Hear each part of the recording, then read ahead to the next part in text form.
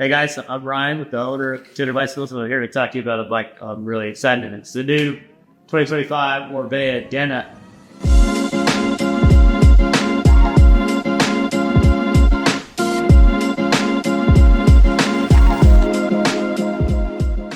So we'll start with the big thing, the motor and frame, which kind of the most important part. The motor is capable of 350 watts. It's a pretty powerful motor. It comes pre-configured with two different gravel tunes, the GR and the GR Plus tune. So, and then always like any of the Shimano motors, you have a lot of ability to customize the output through the E-Tube app. For people who have been following the e-mountain bike world, Orbea has done just really well with the Rise, which has been really well received. It's the first bike to Shimano let anybody do like a proprietary tune of the motor. And this has sort of the evolution of that. So it's a lot of acronyms, but it's the RS version 2 RC concept, which basically means it's the road tune of the second generation of the RS concept. So what is that? And that basically is just a proprietary tuning of the motor. It kind of like meets the magic spot between range and how the power is delivered to the bike and just how it reacts to a rider input. I've ridden the Rise mountain bikes a ton, and definitely one of my favorites. All right, so a little more on the frame. This is like a lot of the more modern gravel and mountain bikes. It's a little longer top tube and built around maybe using a little shorter stem. That's going to help increase stability. In fact, a lot of the things we're going to talk about are belt stability, so a little lower bottom bracket height as well. This is going to, especially with that motor down low, this bike's going to be really planted and just really stable. And then side-specific fork brakes. It's also going to just help dial in the geometry for each size of rider and also help mitigate things like toe overlap for the smaller size frames. Orbea OMR carbon frames. Sure, we'll see some aluminum models as well. It's a really great frame, tons of tire clearance,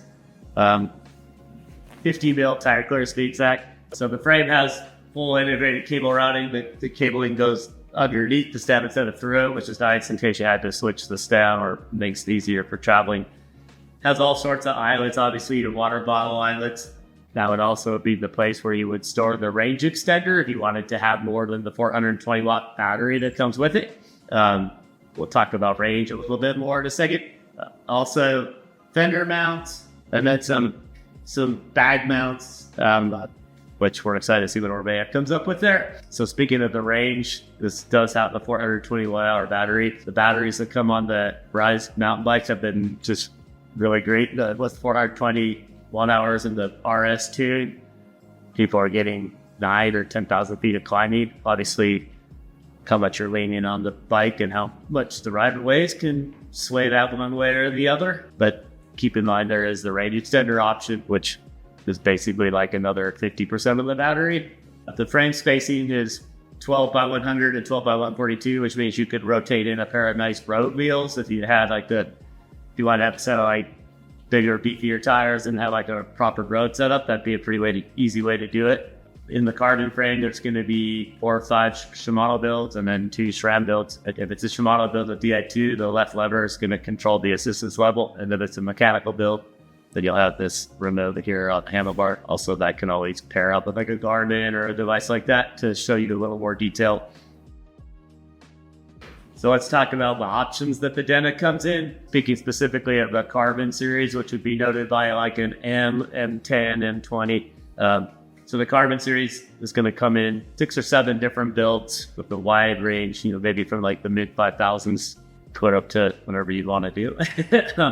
Yeah, 3 colors, 6 sizes, 6 or 7 builds as well. So there's a lot to choose from across the whole range, whether it's Shimano or SRAM. Everything has a blend-by drivetrain that's just kind of necessitated by the motor. That's cool. I like that feature on a bike like this. Just makes it easy. As the motor, you don't really need the little precise steps in the gear in the shifting. So in the carbon series, there's 3 models that the most excited about. The M30 would be sort of the entry level of the carbon series. There is one below it, and I think this one for a little bit more money, it has better parts. So this has got GRX mechanical on it.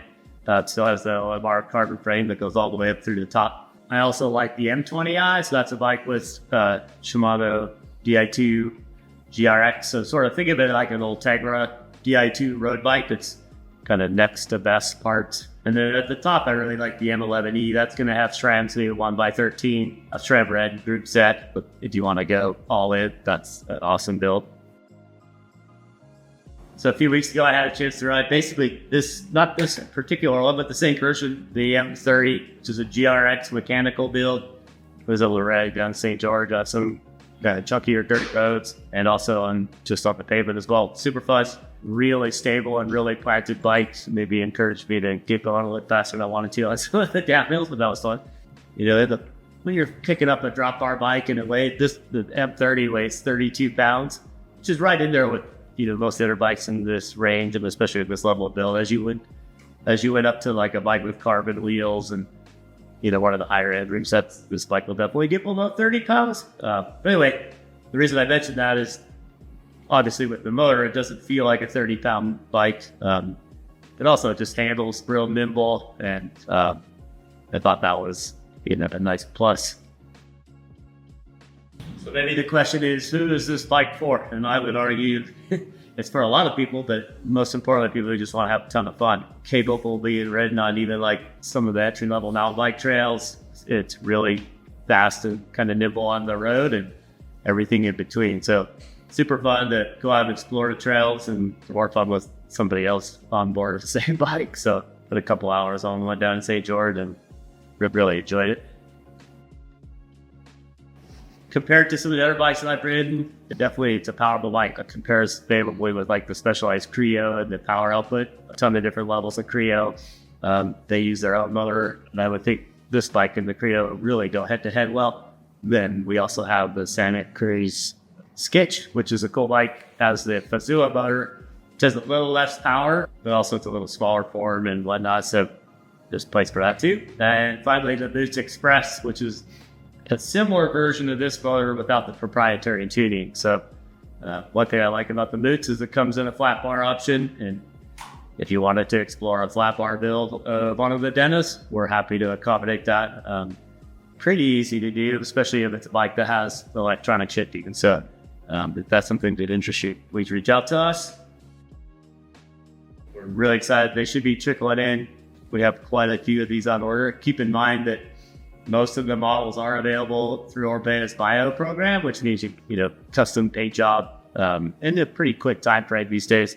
I'd invite you to play around on the configurator. It's kind of addicting. We'll have these bikes rolling in through March and April and into the summer. Then, like I mentioned earlier, there will be an aluminum model. So thanks for tuning into our video. If you have any questions, reach out to us at contenderbicycles.com or give us a call.